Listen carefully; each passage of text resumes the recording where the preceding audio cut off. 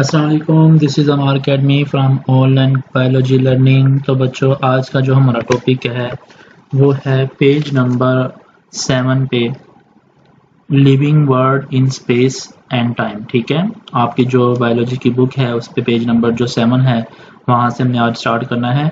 हमने पीछे population level भी पढ़ लिया, फिर कम्युनिटी लेवल भी पढ़ लिया, और आज का जो हमारा टॉपिक है वो है living world in space and time. तो बच्चों, ये जो टॉपिक है ये एक न्यू टॉपिक है, ठीक है, और इसको हमने किस तरह स्टडी करना है और ये इम्पोर्टेंट भी है और अंडरस्टैंडिंग भी है। तो ये आज का टॉपिक है हमारा living world in time and space. तो इसको हम स्टार्ट करते हैं। सबसे पहले ये है कि यहाँ पे क्वेश्चन बनता है जो मैंने यहाँ पे ऊपर लिए लिखा हुआ है, ठीक है, और ये क्वेश्चन है discuss living world in space and time. 4 number का ये क्वेश्चन है, तो इसको हम डिटेल में स्टडी करेंगे। और पहला जो है हमारे पास वो है लिविंग वर्ल्ड इन स्पेस। ये क्या होता है? तो वो कह रहा है कि living world of today is enormous in size. आज अगर देखा जाए तो पूरी दुनिया में जो लिविंग वर्ल्ड है, यानी कि रहने वाले जो लोग हैं, वो बहुत ज़्यादा है। इनर्मस बहुत ज़्यादा तकरीबन 10 अरब तक, ठीक है। आगे कह रहा है कि इट हैज़ बीन रिप्रोड्यूसिंग, ये आज भी रिप्रोड्यूस कर रहे हैं, इवॉल्विंग और पैदा होते जा रहे हैं since the time of its origin of this planet. जब से इस प्लेनेट पे वो उनकी शुरुआत हुई है तब से लेके आज तक जो है इनकी तादाद बढ़ती जा रही है, ये रिप्रोड्यूस कर रहे हैं, इन्वॉल्व होते जा रहे हैं। Today almost all parts of the world, आज अगर हम दुनिया के किसी भी हिस्से में देखें तो तकरीबन हमें लिविंग ऑर्गेनिज्म ही नजर आते हैं। तो आगे कह रहा है कि the distribution of living organism in space can be studied through biomes. अगर हम लिविंग ऑर्गेनिज्म की डिस्ट्रीब्यूशन को अगर स्टडी करेंगे स्पेस में, तो उसके लिए हमारे पास एक वर्ड है जिसको हम कहते हैं बायोम्स, ठीक है। और इसकी डेफिनेशन बच्चों, ये लिविंग वर्ड इन स्पेस जो है ये सारा का सारा टॉपिक इस वर्ड के ऊपर ही जाता है, ठीक है। इसी की वजह से जो ना वो लिविंग वर्ड इन स्पेस होता है। तो इसकी डेफिनेशन है, मोस्ट इंपॉर्टेंट है, बहुत बार बोर्ड में आ भी चुकी है, तो ये आपने लाजमी याद करनी है। वो कह रहा है कि A biome is a large regional community primarily determined by the climate।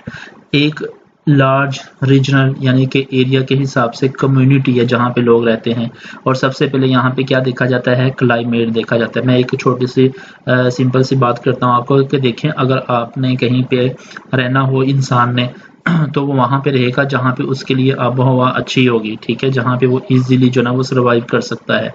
वहाँ पे नहीं रहेगा जहाँ पे उसकी आबो हवा बहुत ज़्यादा बुरी हो उसके लिए, जैसे कि डेजर्ट है जहाँ पे मतलब इतनी शदीद गर्मी होती है, सहारा का जो डेजर्ट है। इसी तरह फिर अंटार्कटिका का एरिया है जहाँ पे 24 घंटे जो बर्फबारी होती है, वहाँ पे भी जो आबादी कम है। तो क्लाइमेट के ऊपर जो ना वो डिपेंड करता है कि कम्युनिटी कहाँ पे किस एरिया में सबसे ज़्यादा होगी। इसी चीज़ को हम कहते हैं बायोम्स, ठीक है। अच्छा, आगे कह रहा है कि it has been found that, ये भी देखा गया है कि major type of plant determine the other kind of the plant and animal, कि जहाँ पे प्लांट ज़्यादा हों वहाँ पे दूसरी टाइप के, यानी कि जहाँ पे बड़े बड़े प्लांट ज़्यादा हों वहाँ पे दूसरी टाइप के छोटे छोटे प्लांट्स भी ज़्यादा होते हैं और एनिमल्स भी ज़्यादा होते हैं। जैसे कि फॉरेस्ट को देख लें, फॉरेस्ट में क्या होता है, बहुत सारे टाइप के आपको प्लांट भी मिल जाते हैं और एनिमल भी मिल जाते हैं, ठीक है। और कहते हैं इसलिए बायोम जो है ये क्या है, ये मेजर प्लांट और major features of the ecosystem है। ये किसी इकोसिस्टम को बनाने के लिए या किसी भी प्लांट को या फॉरेस्ट को बनाने के लिए बायोम्स का जो ना वो एक मेजर कैरेक्टर होता है, ठीक है। आगे कह रहा है कि जो मेजर बायोम्स है हमारे पास वो है forest, grassland, deserts, woodlands and shrubs land. तो ये है, ये 2 पैराग्राफ थे आपकी मतलब लिविंग वर्ल्ड इन स्पेस में। पहले थोड़ा सा उसका इंट्रोडक्शन दे रहा था कि स्पेस क्या होती है, बता रहा था जब से वो आ रहे हैं दुनिया में तब से ही मतलब जो है वो रिप्रोड्यूस करते जा रहे हैं और पॉपुलेशन बढ़ती जा रही है, उसके लिए रहने की जगह भी जो है ना वो बढ़ेगी, जाहिर सी बात है। और दूसरा वो कह रहा है कि फिर बायोम्स के बारे में बता रहा था, बायोम क्या होता है।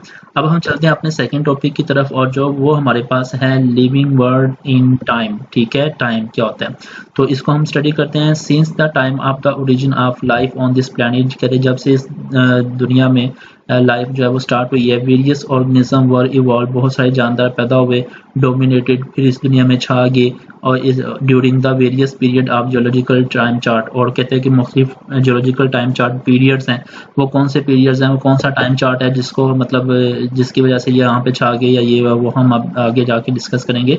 कहते हैं it is found evidence obtain from the discovery of the study of fossils which allow biologist, कहते हैं कि ये हमें कैसे पता चलता है कि कौन से एरिया में कहाँ पे कैसे जो ना वो जानदार ज़्यादा थे और वह कैसे कम थे, वो ये जियोलॉजिकल टाइम चार्ट है। तो बेटा इसके ऊपर जो ना मैं एक अलग से लेक्चर जो है वो रिकॉर्ड करवाऊंगा और इसको पूरा डिटेल में समझाऊंगा, ठीक है। वो हमारा अगला टॉपिक होगा कल का, और कल हम इसके ऊपर भी डिटेल में बात करेंगे कि वो क्या होता है। आज जो है हम इसी को डिस्कस करते हैं कि टाइम क्या होता है। वो कह रहा है कि हम इसमें दो तरीकाकार हैं कि कौन से ज़माने में कितना पहले कौन सा जानदार था, वो कितनी थी।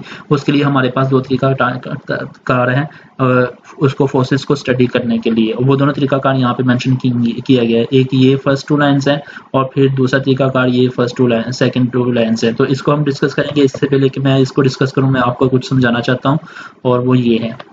यहाँ पे देखें मैंने लिखा हुआ है कि method to study the fossils life, ठीक है। फॉसिल्स लाइफ को स्टडी करने का मेथड किस तरह किया जाता है, तो मैं आपको थोड़ा सा बता देता हूँ। फर्स्ट तरीकाकार तो ये है कि फ़र्ज़ किया कि एक फॉसिल्स है, कोई जानदार है, वो मर गया, उसकी जो मतलब जो जिस्म है, मसल्स हैं, वो ख़त्म हो जाते हैं, डिकम्पोज हो जाते हैं, लेकिन उसकी जो बोन्स है वो रह जाती हैं। अब क्या होता है, अब ये होता है कि ये सोइल है, ये ज़मीन है, ठीक है। इस ज़मीन के ऊपर यहाँ पे मैंने ये फॉसिल्स बनाया 1 2 3 एंड 4th, ठीक है।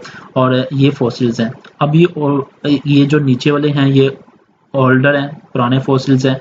जो ऊपर वाले हैं वो यंगर है, ठीक है, यंगर फॉसिल्स है। अब ये है कि वक्त गुजरने के साथ साथ ये ज़मीन की लेयर्स बनते हैं, जिसको हम कहते हैं सेडिमेंट। ये लेयर्स बनती हैं और ये लेयर्स 1 लेयर्स 2 3 4 5 6 और 7, मैंने यहाँ पे 7 लेयर्स दिखाई हैं। और मैंने यहाँ पे ऊपर एक चीज़ लिखी हुई है, मैंने ये लिखा हुआ है कि 1 सेंटीमीटर, 1 सेंटीमीटर की जो अगर लेयर बने तो 1 सेंटीमीटर की लेयर को बनने में कितने साल लग जाते हैं, 12,000 साल लग जाते हैं, ठीक है।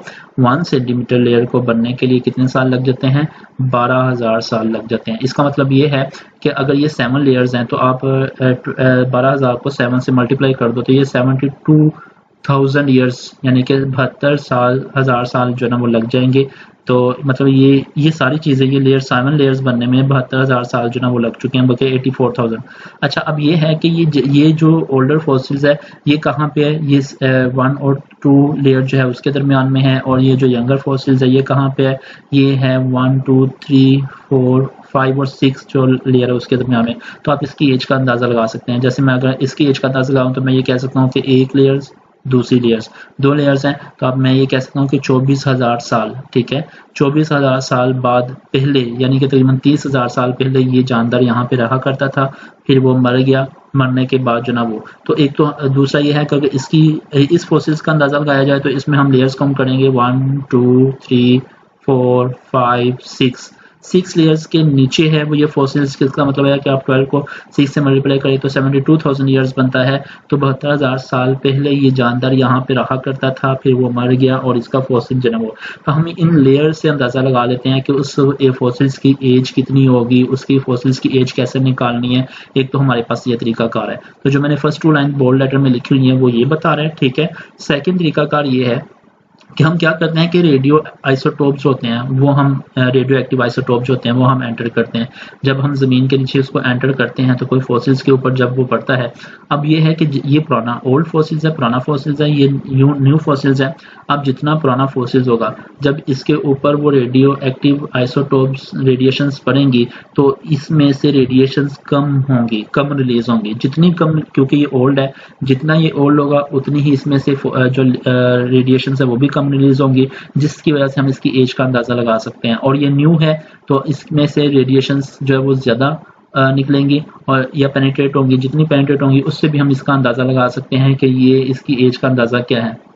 तो दूसरा तरीकाकार ये है कि आप ज़मीन के नीचे जो रेडियो एक्टिव आइसोटोप्स हैं उसकी रेडिएशन एंटर करें तो वो रेडिएशंस बता देती हैं फॉसिल्स के ऊपर जब पड़ती हैं तो उसकी जो मतलब ब्राइटनेस है वो बता देती है कि ये कितना पुराना फॉसिल्स है। तो ये दो तरीकाकार हैं किसी फॉसिल्स की एज का अंदाज़ा लगाने के लिए। तो इस चीज़ को आपने लाजमी याद रखना है। फिर यहाँ पे एक और डेफिनेशन लिखी हुई है वो मैं आज आपको बता देता हूँ।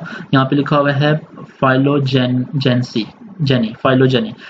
क्या होती है, स्टडी ऑफ द फॉसिल्स। अगर हम फॉसिल्स को स्टडी करेंगे to find the evolutionary history कि वो फॉसिल्स कहाँ से है, किसका फॉसिल्स है, कितने साल पहले यहाँ पे रहा करता था, कैसे उसकी डेथ हुई, क्या हुआ। अगर हम इस चीज़ को हम स्टडी करेंगे तो वो जो ब्रांच कहलाएगी फाइलोजेनी। तो बच्चों ये आपकी बुक में डेफिनेशन तो नहीं दी गई, लेकिन ये क्योंकि एक्स्ट्रा थी एक चीज़ थी, इसी चीज़ को ये जो लिविंग वर्ड इन टाइम है हम जो पता करते हैं एज की फॉसिल्स की जो एज हम पता करते हैं, इसी को हम कहते हैं। इसलिए मैंने आपको ये डेफिनेशन दे दी है, तो इस डेफिनेशन को आपने याद कर लेना है और लिख लेना है ताकि आपको याद हो, ठीक है। तो अब हम चलते हैं अपने टॉपिक की तरफ, और ये हमारा टॉपिक है।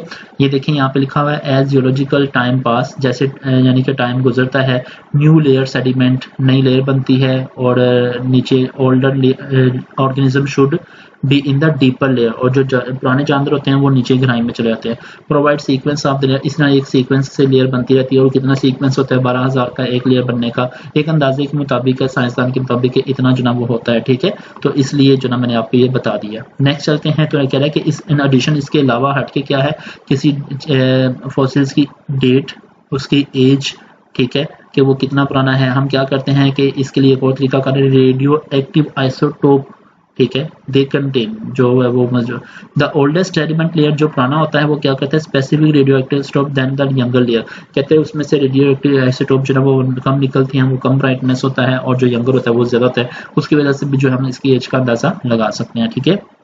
अच्छा, अब नेक्स्ट 2 लाइंस में क्या कह रहा है वो हम देखते हैं। वो कह रहा है कंपैरिजन ऑफ द लेयर को जब हम कंपैरिजन करते हैं, इंडिकेट द रिलेटिव एज, तो हमें क्या बताता है, उसकी फॉसिल्स की एज जो है वो बता देता है। वो मैंने आपको बता दिया कैसे बताता है। देयरफॉर, इसलिए fossils found in the same layer, इसलिए जो फॉसिल्स उस जिस लेयर में होगा उसी लेयर के मुताबिक हम क्या करेंगे, अलाइव ड्यूरिंग द सेम जिल्ड, कि इसका मतलब यह है कि जिस लेयर में है उसी लेयर के मुताबिक वो जो जानदार था वो जिंदा था वहां पे, और उसके बाद फिर जो ना वो मर चुका है। मैंने आपको बता दिया तरीकाकार कि आपने उसकी एज का अंदाजा कैसे करना है और कैसे नहीं करना, ठीक है। तो बच्चों मैं उम्मीद करता हूं कि ये आपको टॉपिक समझ आया होगा। अगर इसमें से कोई क्वेश्चंस आपने पूछना हो तो आप जरूर पूछेगा। ये आपका पेज नंबर 7 पे है, लिविंग वर्ड इन स्पेस, ठीक है, जो आप पहले आपने स्टडी किया, और पेज नंबर 8 पे जो है लिविंग वर्ड इन टाइम, ठीक है। ये टाइम जो है ये भी मैंने आपको बता दिया, इसमें जो 2 मैनर्स तरीका का बताए गए हैं वो भी मैंने आपको बता दिए। और नीचे जो पेज नंबर 8 पे जियोलॉजिकल टाइम चार्ट है, इसके लिए मैं कल से एक अलग से जो लेक्चर है वो दूंगा, मैं आपको समझाऊंगा कि जियोलॉजिकल टाइम चार्ट क्या है। बल्कि ये आज हमारा टॉपिक अभी कंप्लीट नहीं हुआ, जब हम जियोलॉजिकल टाइम चार्ट पढ़ लेंगे जो नीचे दिया गया है तब ये हमारा टॉपिक कंप्लीट हो जाएगा, ठीक है। तो हम कल जो है ना हम इंशाल्लाह नए टॉपिक के साथ हाजिर होंगे। ओके बच्चों, कल तक के लिए फिर अल्लाह हाफिज़।